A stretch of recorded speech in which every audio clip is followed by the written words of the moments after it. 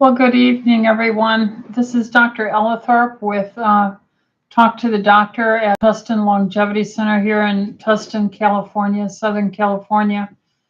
We are a integrative functional medical clinic, and we are a group of about 7 physicians, Dr. Habermill, Dr. Mitchell, Dr. Merrick, myself, Dr. Ellithorpe, Dr. Kaur, soon to be Dr. Johnson and P.A. Patel, and possibly another as well.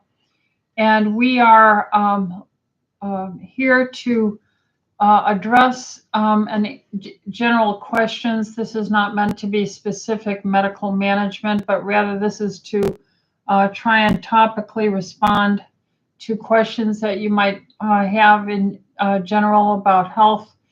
We do this every Monday at 6 o'clock in the evening, and we are here until about 7. We've talked with Talon, the general manager here at Tustin Longevity Center, and we will be also doing a live stream, Talk to the Doctor, where you can type in your chat on the chat if you're logged into YouTube. The other thing is at the bottom of the link here, you can type in your questions and the link is supplied there so that we can get clear that these are questions for the Talk to the Doctor. I'll do my best to try and answer all these questions. We're building up many questions in the email section. And so between those that are live and type in a question and those that are on the email, we're starting to get a large following. If you go to our website, tlcdoctors.com, that's tlcdoctors.com, you will see there the blog where we are now transcribing the questions and my answers, and we are categorizing them so that in the near future, you'll be able to topically look up these things as well. I had the pleasure of meeting Ryan, and he is the head of our tech department on that, and he's doing a fantastic job. We thank him so much for his excellent work. Well, let's begin. I think one of the things I'd like to start with is say, I need you to understand how I see medicine and medical care in general. If you go into the Bible, in the very first book of the Bible, the very first chapter of the Bible, and in Genesis chapter 1, you'll see a part about 5 paragraphs down that says, then God said, let us make man in our image, male and female made he them. If that's such a profound statement in the very first book of the very first chapter of the Bible, written by God through the inspiration of the Holy Ghost as he moved men of God to write. He said, let us make man in our image.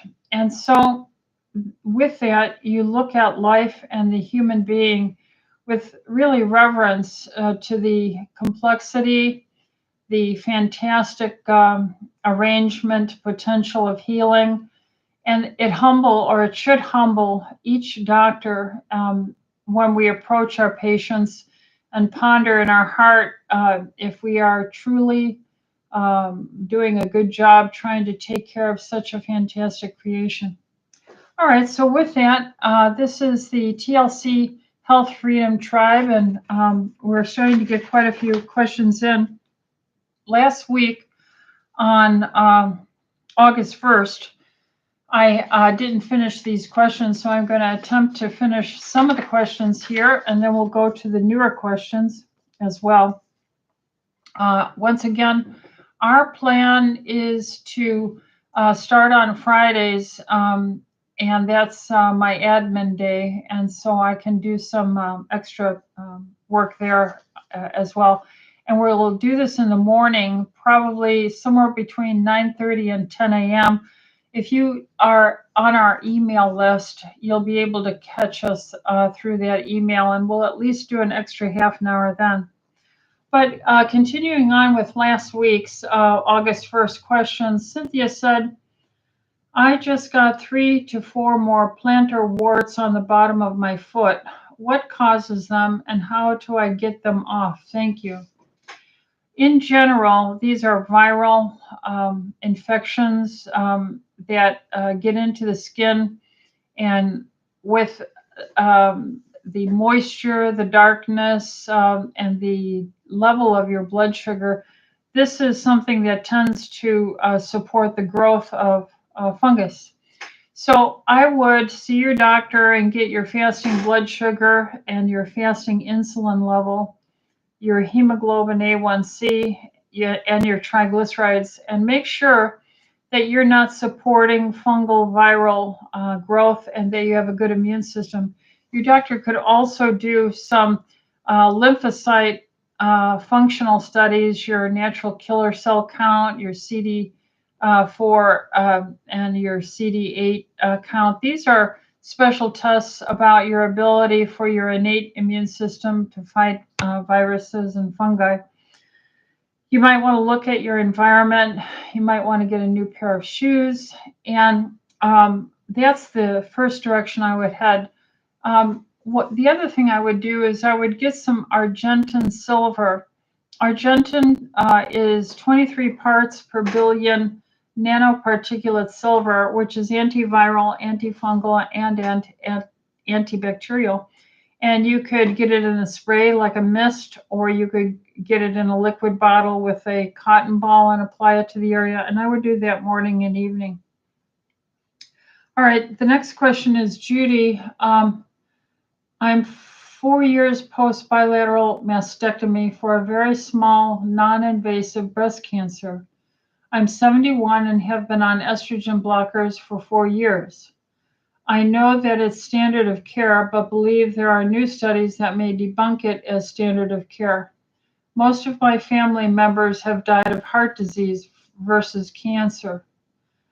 So I suppose, Judy, your question is, are you then interested in the possibility of doing some natural hormone replacement therapy for all the many benefits of natural hormones, estradiol, progesterone, testosterone, and so forth? And it would depend on you seeing your healthcare provider, talking with your oncologist, and going over the pathology report. And there is a book out there called Estrogen Matters. That's the title, Estrogen Matters. And it will address these more recent updates about the loosening up, you might say, and the favorable value of hormones and all the wonderful immune health building, bone health building, mental health building, sleep enhancement, which also helps your immune system, and the list goes on. So bring that up with your oncologist, read the book. We do have on Tustin Longevity Center, if you go to our website or to our YouTube channel, Tustin Longevity Center, in 2019, there is a YouTube of the two of our gynecologists here, Dr. Mitchell and Dr. Merrick, both spending a little over an hour talking about that book and this very question, and certainly are open to the possibility of using some natural hormones. But again, information is what is needed, so please do add in the questions with your oncologist and your primary care doctor. Sharon, any advice on dealing with or getting rid of tinnitus? Tinnitus, there are more and more studies talking about it being related as well to your glossal, your tongue and the glossal nerve. And heavy metal toxicity, if it's one-sided versus bilateral, all these implications mean something. I would certainly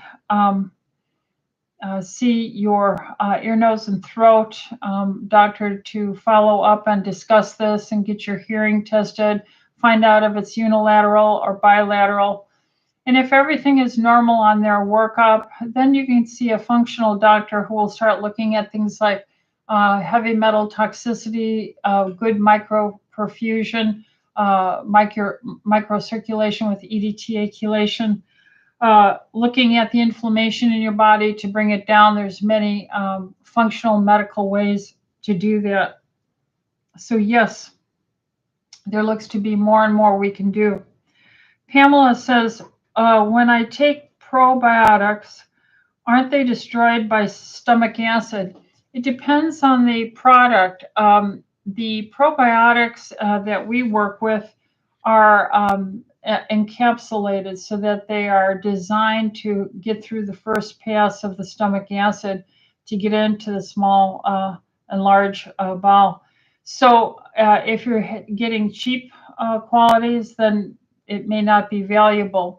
However, we here are doing stool testing, and we are working with companies that have third-party assays and do a very credible job of standing behind the manufacturing of these things. So the answer, Pamela, is yes, if you don't have a quality product that has encapsulated it in a manner in which the probiotics should be able to pass through the stomach acid.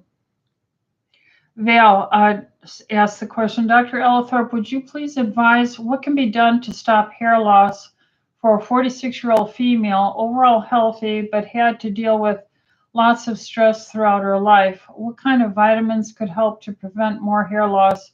And what kind of testing can be done to determine the cause of hair loss? Much thanks and appreciation, Val.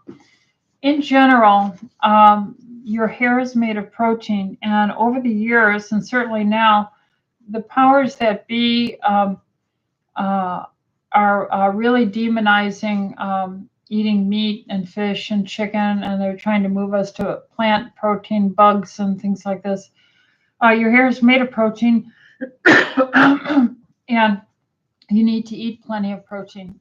Not only that, you have to have the microcirculation to your scalp in order to hair follicle health. Very often we overwash our hair, we overdo things with our scalp and create micro irritation. So I am one who is not in favor of excessive showering or bathing or washing of your hair. The other thing is testing to look at your thyroid function, to look at your dihydrotestosterone level, DHT. There are pathways in the hormone hypothalamus, adrenal axis, pituitary, in which stress will create changes in the dynamics of your hormones, such that you might be producing excess testosterone, and then that being turned into dihydrotestosterone. So these are things that we have to check, among other things. Stress itself, cortisol, can upset this axis and information and suppress natural hormones. Therefore, stress, cortisol, testosterone, dihydrotestosterone, of course, your natural progesterone, estradiol, as well as your thyroid hormones. Everything does matter. Eating enough protein, getting enough sleep, trying to have good sleep hygiene, having good microcirculation, and not clogging up the tiny capillaries with a lot of excessive sugars or food antigen antibody complexes and so forth. So all of those things matter. Neil says, my 83-year-old mother received the J&J vax and booster at the beginning of the pandemic. Since then, she's been suffering with neuropathy in the legs. She is not a diabetic.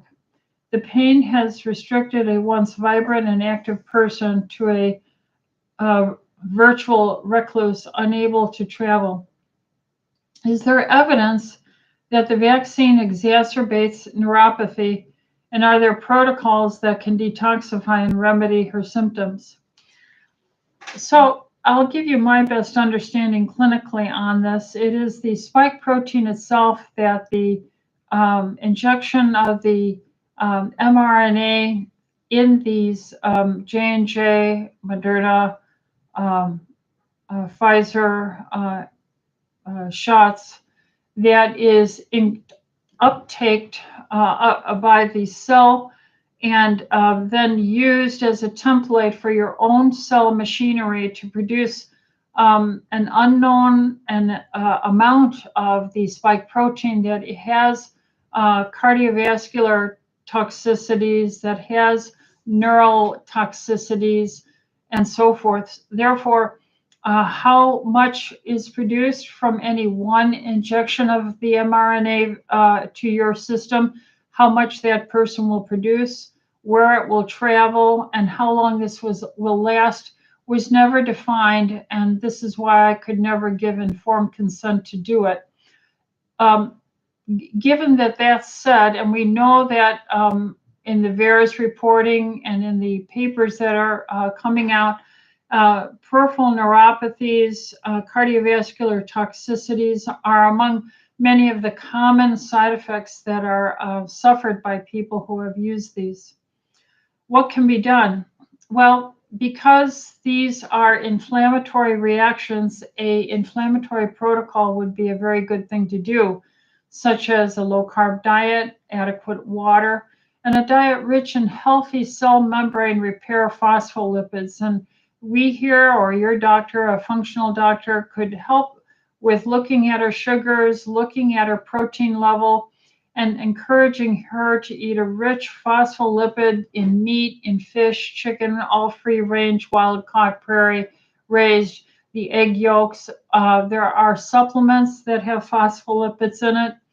Our doctor's nutrition bar is very rich in it, and this helps repair the injured cell membranes, whether they're in the myelin sheath on a nerve or on the endothelial lining of the cardiovascular system. The other thing is EDTA chelation, being that it's an anion, and the design from the pharmacokinetics that we do know about the spike protein that's produced, it is a cation, which is positively charged. EDTA is an anion, and that tends to attract it to help pull it out. So I have had lots of patients here who have continued with chelation therapy. Some of my patients, maybe 15% of them, use these mRNA injections. And really, their side effect profile was not as bad as any of the things that I've been seeing in the reports and in the media. So EDTA chelation helps.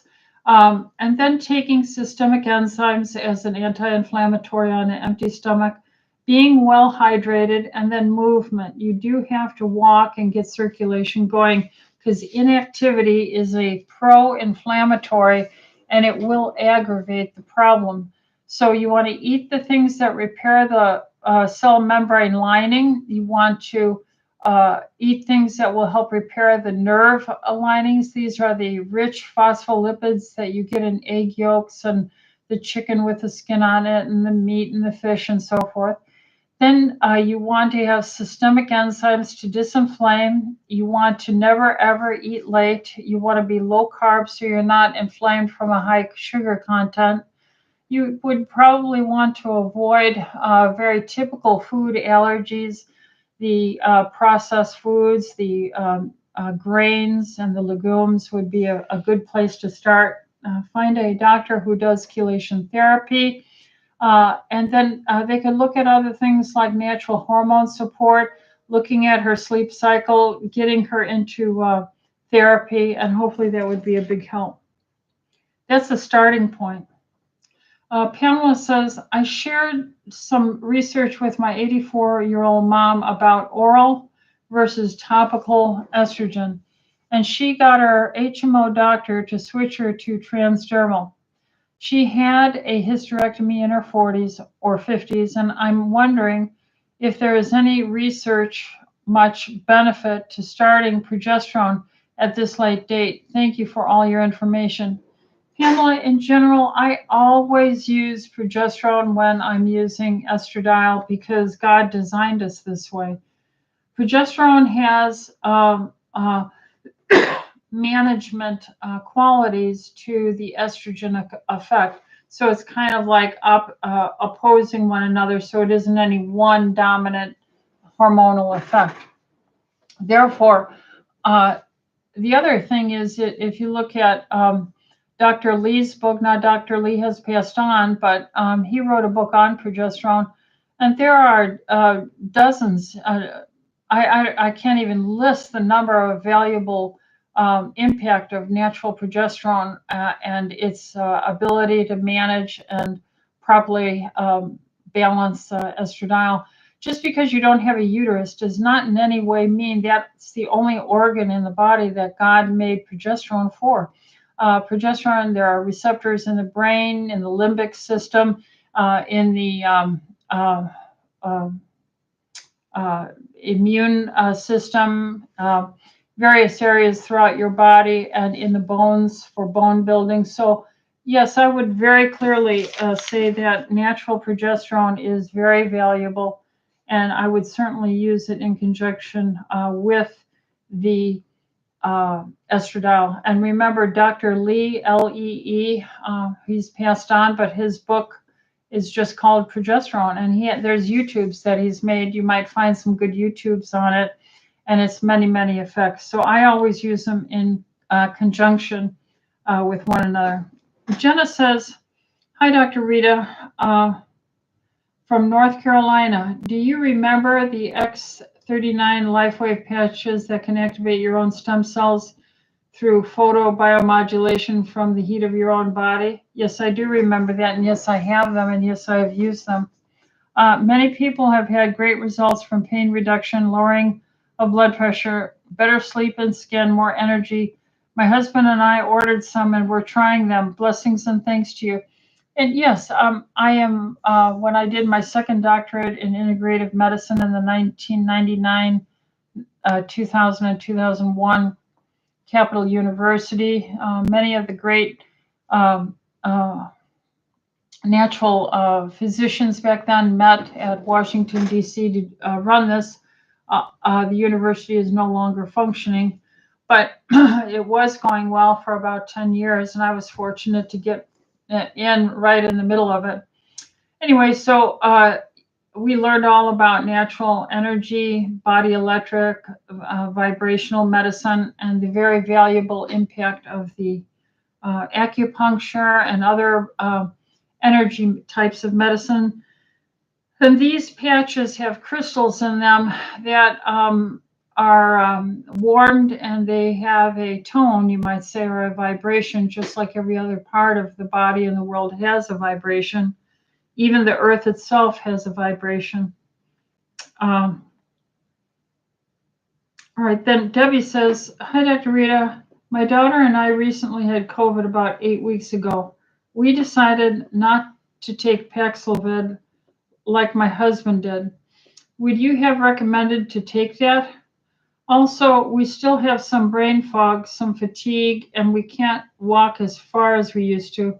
We used to walk all over listening to your YouTube videos. Always the main concern is the brain fog over the other symptoms. So what would you recommend to get rid of the brain fog quicker? Thanks so very much. God bless you always, Debbie. Yes, brain fog is one of the symptoms in the symptom complex that is making up what they're calling long haul COVID syndrome.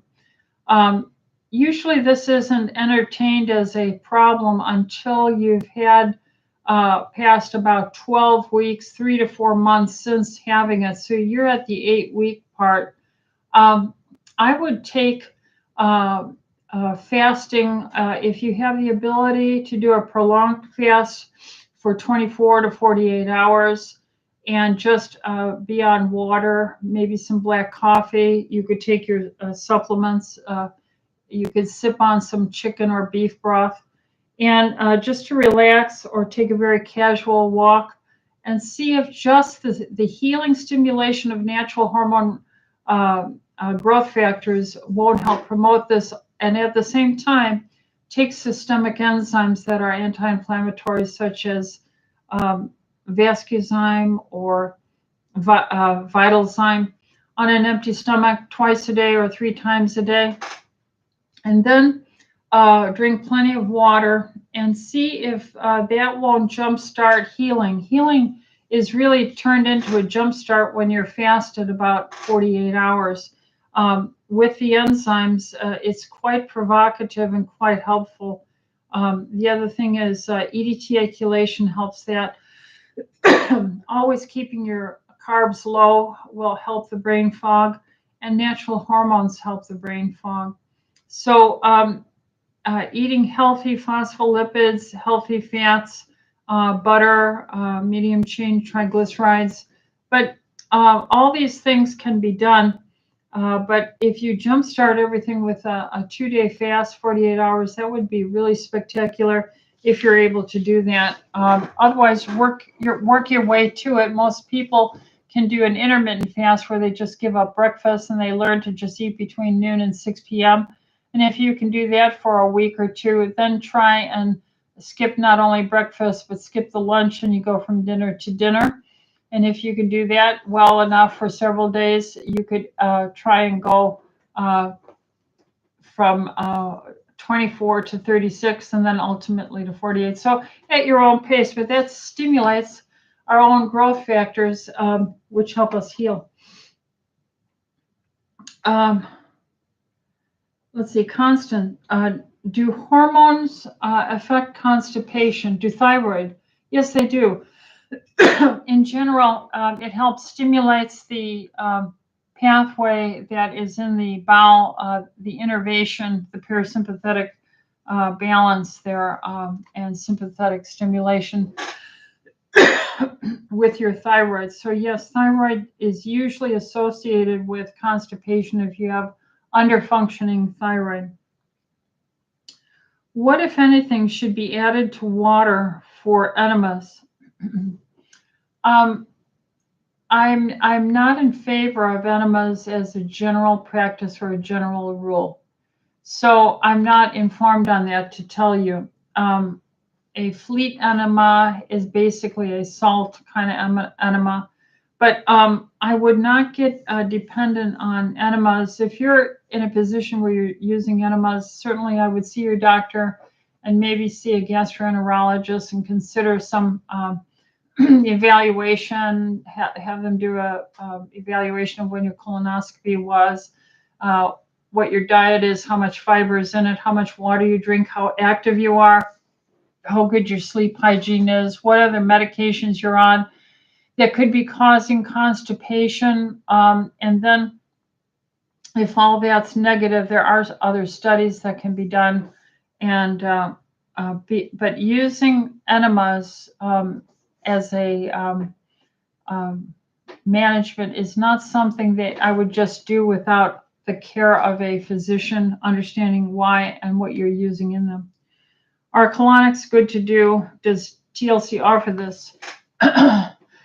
Well, are colonics good to do? I tried them. I try many things just to understand what my patients are going through. But I find that people who drink enough water, who are trying to do, 4 or 5 days of activity and who have a good sleep hygiene, drinking enough water, they're taking enough minerals, they're low carb, they're getting fiber.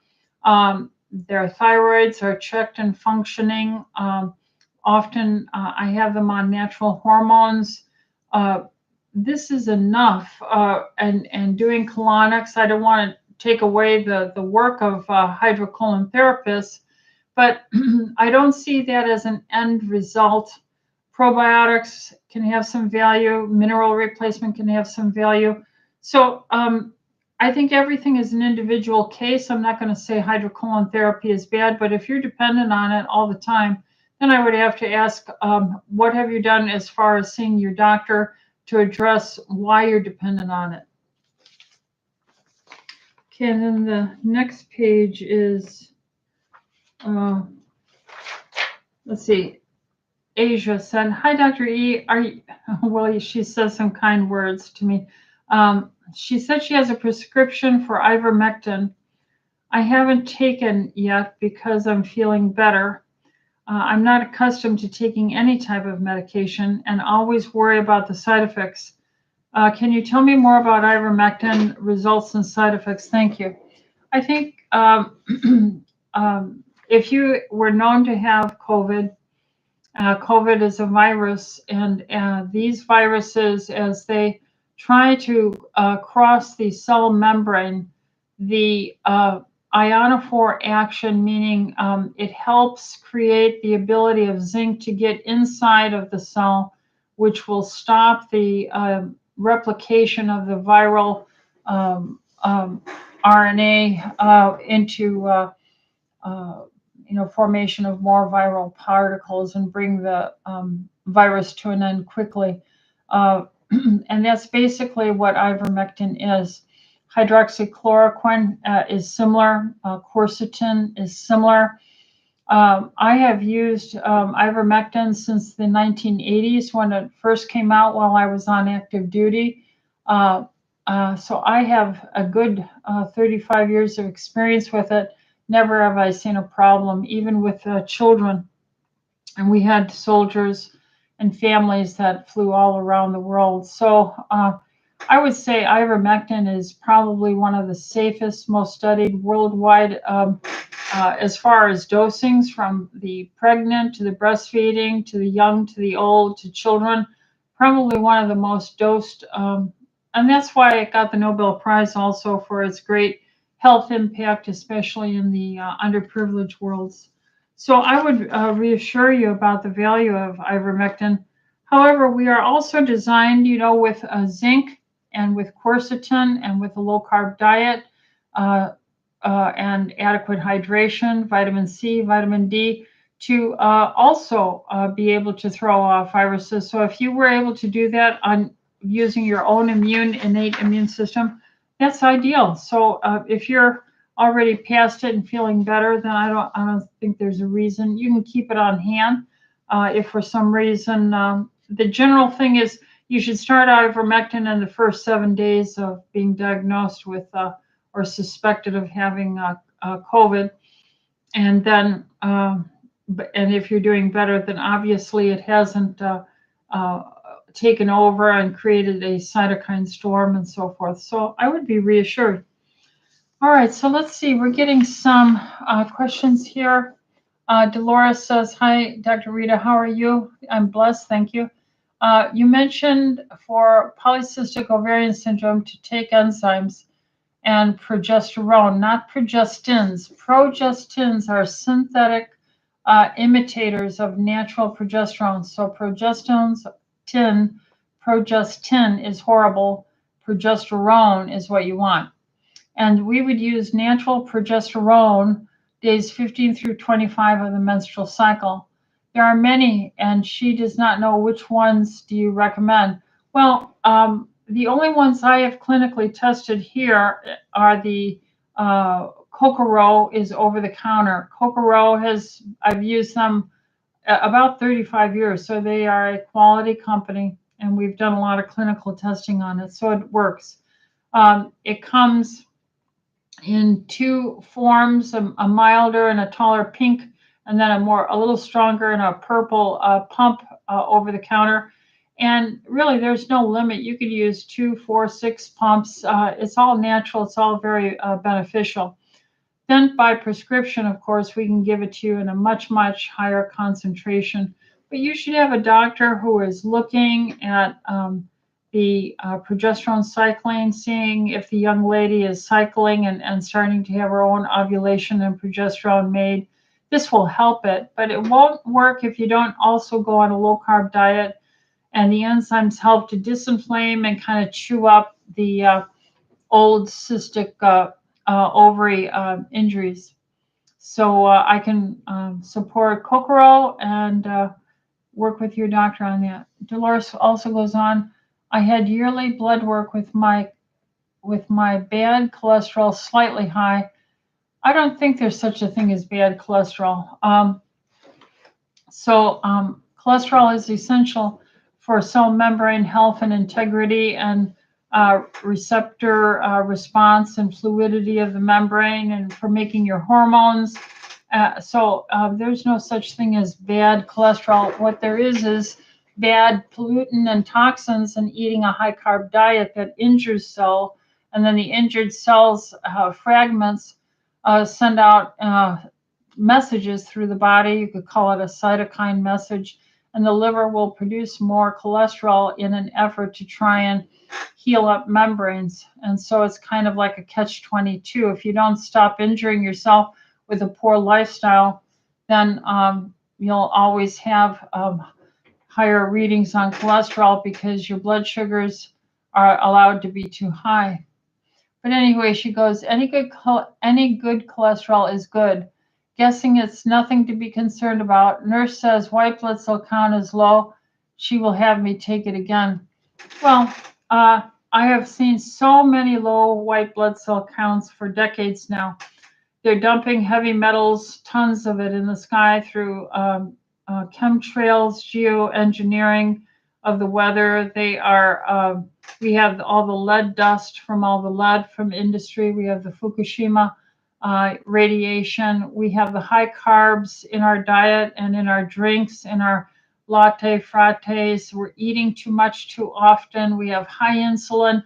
All of this stress is going on, and that suppresses the immune system. So most of my patients all improve and all get better white blood cell counts as they walk through that lifestyle change where they're saying, I'm going to eat less carbs. I'm not going to eat late. I'm going to drink enough water. I'm going to start moving my body and exercise. I'm going to use enzymes. I'm going to use some basic supplementation and healthy proteins so that I can make these white blood cells healthy fats, and so it goes. Taylor says, I submitted a question through the website about chronic insomnia. Wanted to add, I'm 46 years old. Well, chronic insomnia, this is really becoming a large problem with all the stress, all the electromagnetic energy waves, poor sleep hygiene, the blue light coming from the screens that we're looking at. You can get blue light lenses for your glasses, which I have. Lack of exercise, lack of hormones, high cortisol and imbalanced cortisol spurts, eating too late at night. And what's eating too late? Really eating anything past 6 o'clock. That is a biochemical and a stretch receptor message to your body. If you eat in the evening, I know the restaurants are open. I know everyone goes out and eats at 6:37, 8 o'clock, but that's not the right thing to do, and it will harm your sleep cycle. Melatonin is ruined with all this light contamination. We have too many light sources in our house, night lights, blue lights, lights on the alarms. And so melatonin secretion is not occurring. So there are many, many things that could affect this. Very often when we start addressing healthier lifestyles, exercise and all these things, and giving some natural progesterone at night, very often people see a great improvement in their chronic insomnia.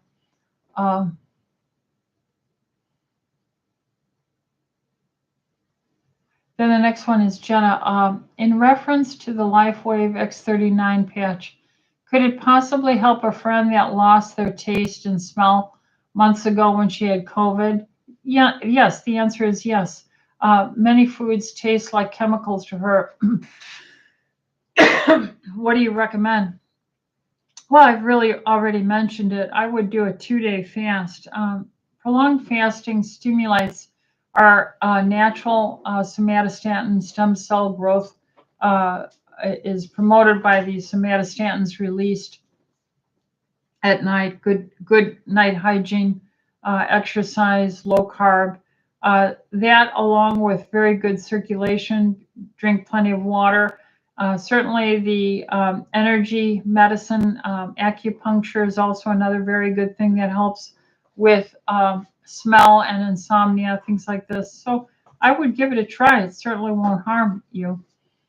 Um, Dolores, I have a sty in my eye. I have Argentin 23. I sprayed it in my eye and seems to help. Yes, I found that with many, many of my patients. What causes sty?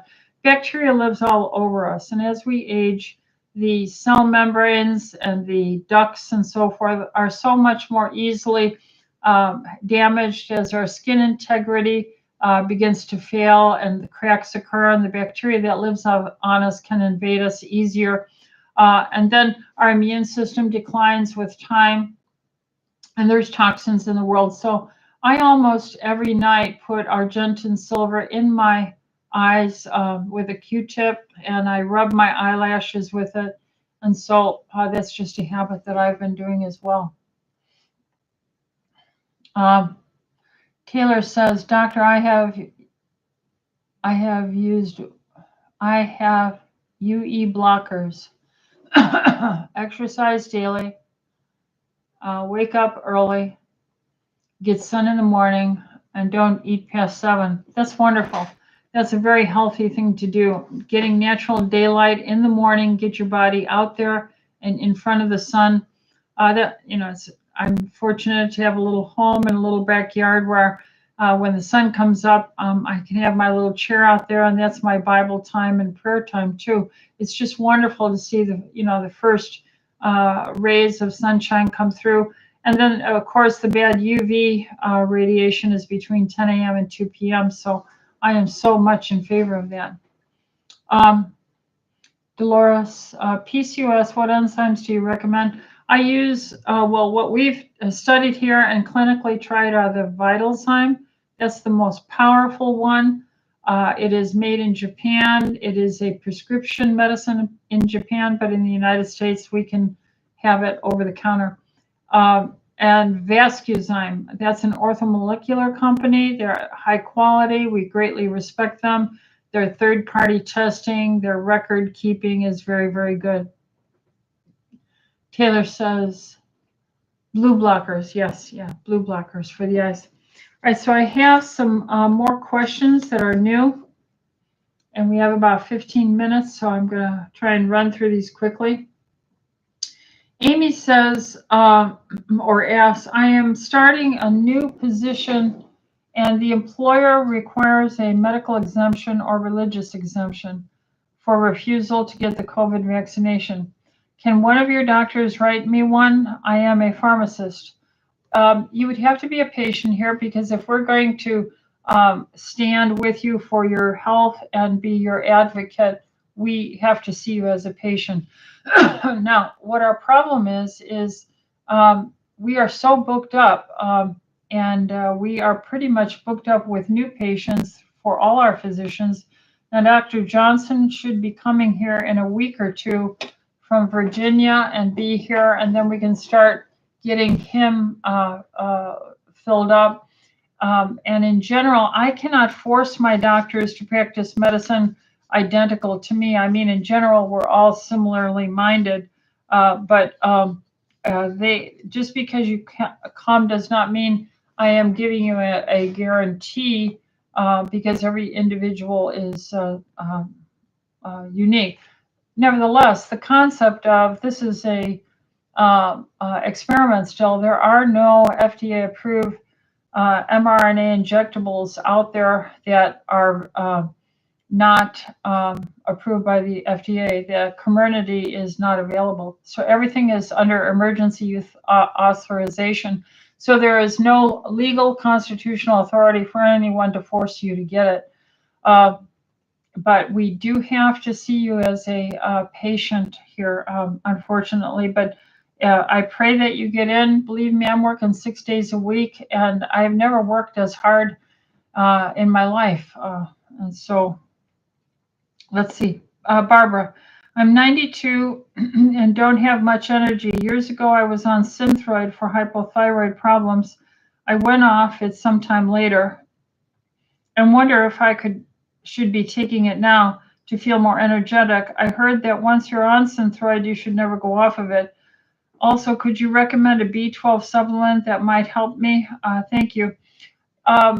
A methylated B complex is a very good beginning point because stomach acid diminishes with age. And if you're 92, your ability to produce a lot of stomach acid has declined.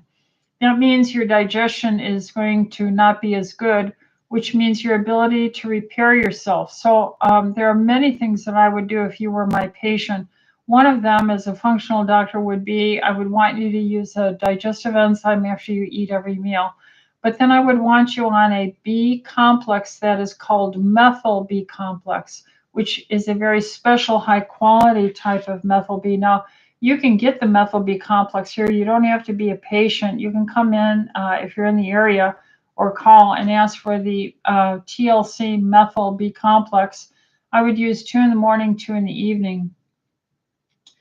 Taking iodine would probably be another very valuable thing to do. Iodine is a precursor for the strength of your own natural production of thyroid for energy. Plus, it helps on so many other levels. So iodine supplementation is a very wise thing to do.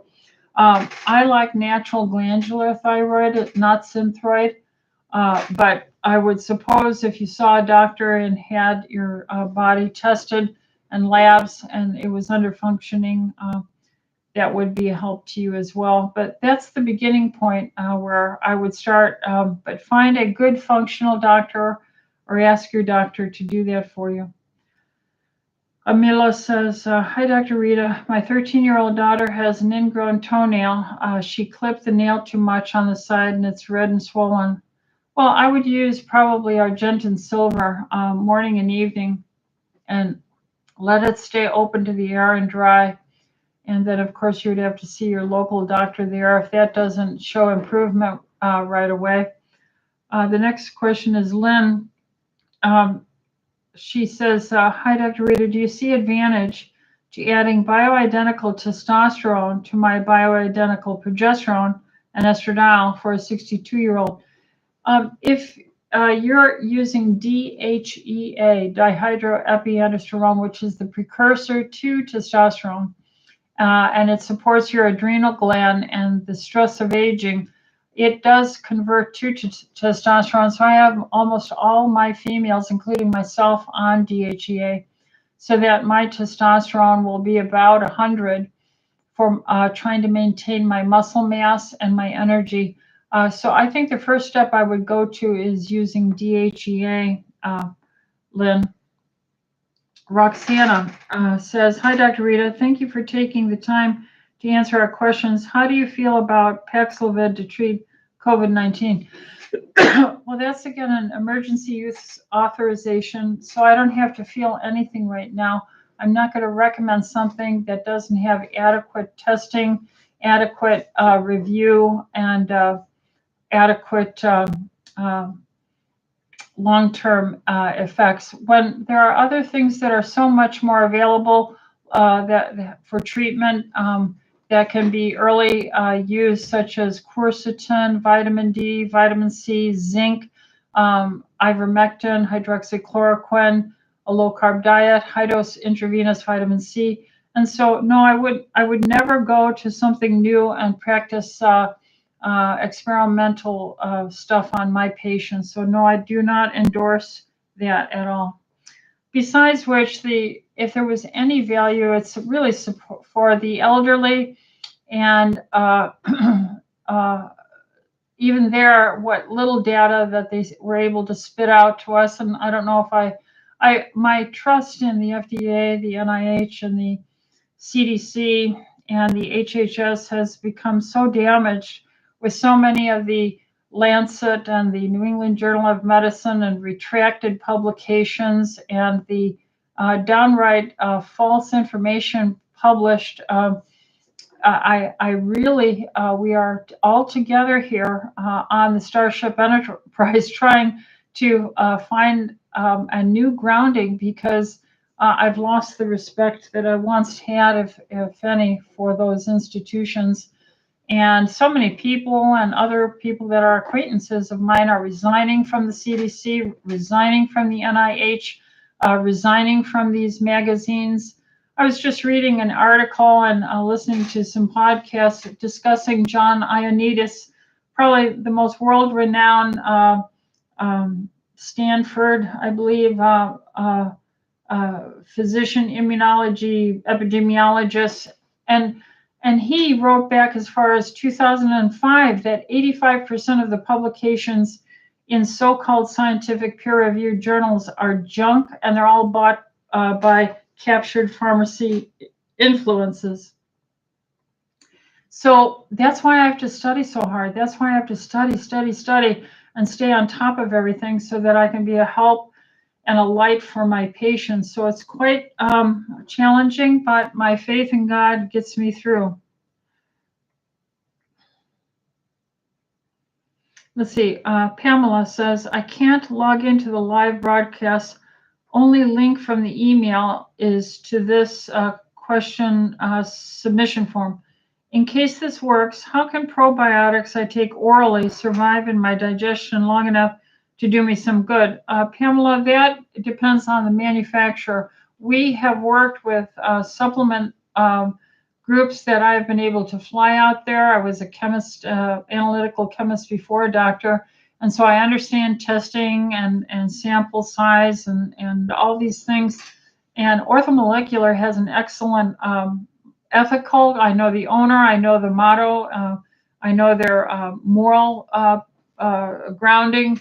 And I've watched this company do excellent work. And they make their probiotics encapsulated with stomach acid resistant quantities. So it should make it into the intestine to be a help to you. Jan says, I've been unable to post questions on live chat. Can see other chat questions, not sure why. So here's my question. I just turned 72. I walk most days, 45 minutes or longer, moderate pace, long slopes, am somewhat not fast due to heart disease, but flat walking is quick paced. Want to lose flabby fat, but not muscle. Weigh 142, 5'4", small frame.